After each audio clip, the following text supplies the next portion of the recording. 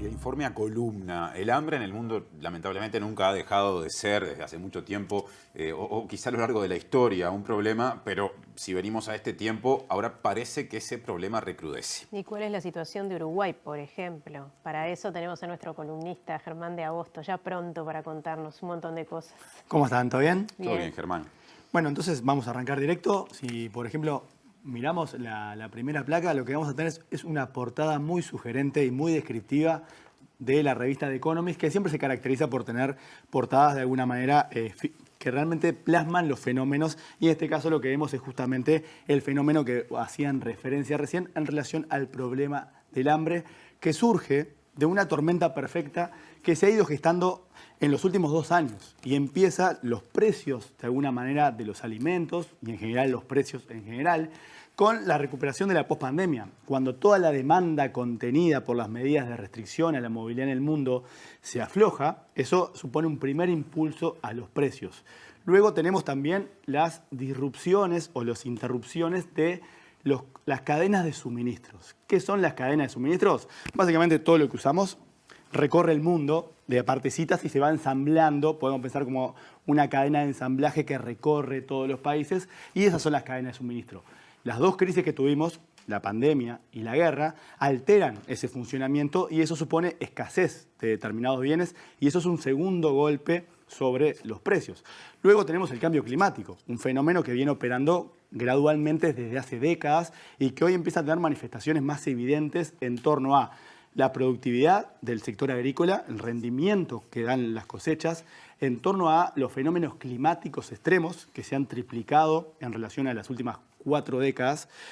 Y luego tenemos también el efecto de la guerra, que eso tiene un efecto directo porque los grandes jugadores en los mercados de alimentos justamente están involucrados en el conflicto bélico, y porque a raíz de ese conflicto bélico y de toda la escasez que se viene generando a partir de esa confluencia de eventos, genera lo que estamos viendo ahora: restricciones a las exportaciones de los productores de alimentos. Por ejemplo, India, segundo productor de trigo, acaba de suspender las exportaciones justamente de trigo porque una parte importante de sus cosechas se vio afectada por una ola extrema de calor.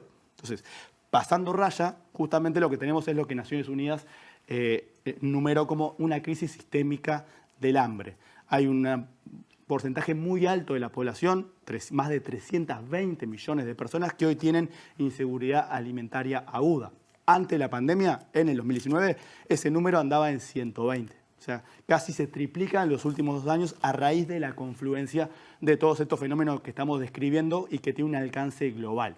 Si ahora miramos en la segunda placa, lo que vamos a poder ver son 2 casos particulares. El caso de los cereales, en particular ahí adentro está el trigo, que el trigo tuvo un aumento del 70% en el último año, ¿sí? Y principalmente los aceites, que ahora vamos a ver cómo pega eso en Uruguay.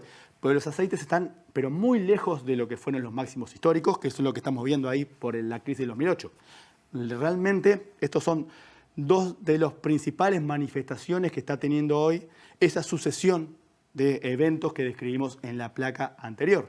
Y sobre el trigo en particular vamos a ver presiones adicionales vinculadas a esta decisión de India, segundo productor, de justamente suspender la venta al resto del mundo de su propia producción. O sea, cómo ahora pasamos de lo que sería el plano global y este fenómeno que tiene carácter global a lo que es Uruguay, eso lo tenemos en la tercera placa, donde tenemos las 2 manifestaciones. Por un lado tenemos lo que es el precio de la harina relevado a partir del IPC. El IPC nos podemos meter muy adentro del IPC hasta llegar al nivel de los productos. Y en este caso lo que tenemos es la harina de trigo. En rojo, solamente a efectos de tener una referencia, está la evolución de los salarios, ¿sí? Y obviamente el precio de la harina, que ya había sido impulsado al alza cuando arrancó la pandemia, cuando saltó el dólar, porque justamente el dólar es central, porque son bienes que se comercializan internacionalmente y por ende son sensibles a lo que pasa con el tipo de cambio, lo que tenemos es que ya había aumentado a ritmo de un 20% anual y hoy sigue aumentando y sigue creciendo, porque este es el dato que tenemos de abril y las últimas noticias que tenemos en torno a las perspectivas para la harina no son buenas, ¿sí? Claro. El trigo representa el 60% del costo de la harina. Claro. Eso quiere decir que un 10% de aumento en el trigo se traduce más o menos en un 5% del aumento del trigo. Y lo que tenemos del otro lado es la manifestación de lo que veíamos sobre el precio de los aceites. Este es el precio del aceite en nuestro país, el aceite de soja y también el aceite de girasol. Es realmente sorprendente el incremento del precio del aceite de soja, que llegó a ser del 60% en los últimos meses. Si bien baja y parece que es bastante empinada el descenso del precio, sigue estando en niveles del 35% interanual. Eso es comparando abril contra abril del 2021. ¿Y cómo impacta eso en el precio de otros productos? Y eso después, si vos seguís moviéndote para atrás en la cadena de producción, te va impactando en todos los panificados y en todos los costos que usan como insumo aceite, harina y el resto de los costos de producción. En particular, también que no lo hablamos, los fertilizantes. Rusia exporta fertilizantes para 129 países y los fertilizantes son un costo importante de la producción agrícola. O sea que por ese lado también es otra cosa que va sumando a todo esto y que está generando que, si bien las presiones, ¿sí?, pueden pensarse principalmente en el lado de los aceites, que han ido disminuyendo, las últimas noticias suponen que la presión no va a ser tan transitoria que se podía imaginar y con el problema de los alimentos lo vamos a seguir percibiendo. Una cosa, Germán, que pienso mientras te veo, ¿no? Uruguay es productor de todos estos productos que están, o por lo menos de los dos grandes grupos de productos que aparecen allí reflejados. Digo esto porque en un contexto de crisis mundial, capaz que un primer razonamiento puede llevar a pensar, bueno, los países que producen tienen menos dificultades o deberían tener menos dificultades de precio que otros, pero vemos que eso no es tan lineal. Y eso no es tan lineal porque en definitiva vos tenés economía de mercado.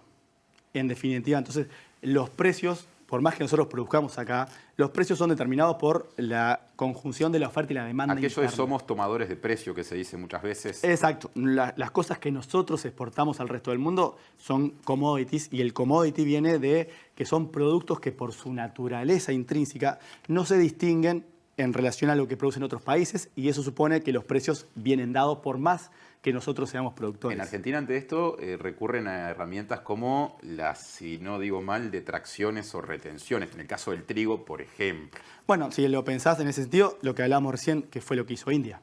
De alguna manera limitó las exportaciones para abastecer al mercado interno y obviamente eso tiene otro conjunto de consecuencias, ¿sí? En particular, Argentina no es modelo de nada, eso es una opinión personal, pero en particular, ¿sí?, estas cosas, dado que vos estás inserto en una economía global y de mercado, es como un dato de letra. Y el De alguna tamaño, manera, el tamaño de Uruguay también debe pesar a la hora de tomar medidas parecidas, ¿no? Y exactamente. Y ahora una encuesta de equipos, por ejemplo, de equipos consultores, decía que el 50% de la población piensa que el conflicto entre Rusia y Ucrania no tiene impacto o tiene muy poco impacto en la economía del Uruguay y en la economía personal. Básicamente es algo que refutan todas las placas que fuimos viendo, cómo se traslada, dado que la realidad es la que tenemos. Es una economía de mercado sobre la cual todos podemos tener valoraciones distintas, pero no podemos afectarla, por más que nosotros pensemos que hay un montón de cosas que están bien. En definitiva, el funcionamiento hoy por hoy y el hecho de que por más que produzcamos cosas, los precios vienen determinados por factores extra uruguayos, ¿sí?, sigue dando que lo que tenemos es un tema complicado. Y en particular, estos dos productos son los que hacía referencia la ministra cuando anunció las medidas de bajar los aranceles, que es una medida que puede ser menos distorsionadora en relación a las retracciones que puede tener Argentina, por ejemplo, que básicamente trata de abaratar el costo reduciendo los impuestos que son justamente los impuestos al comercio exterior, a las importaciones. Eso debería de mitigar parcialmente, pero eso no lo va a hacer en el muy corto plazo. Ese impacto es difuso y no va a ser un impacto inmediato. Entonces, por último, para cerrar todo esto, tener en cuenta en la última placa que lo que nos viene ayudando por ahora en el frente inflacionario es esta foto que tenemos acá, que es el tipo de cambio. Los precios de todo lo que analizamos justamente están afectados por el tipo de cambio y lo que tenemos hoy por hoy, que ya está levantando muchas quejas del sector exportador, es un tipo de cambio que cayó un 10% desde que comenzó el año y que hoy volvió a perforar la barrera de los 40 pesos. Esto viene ayudando.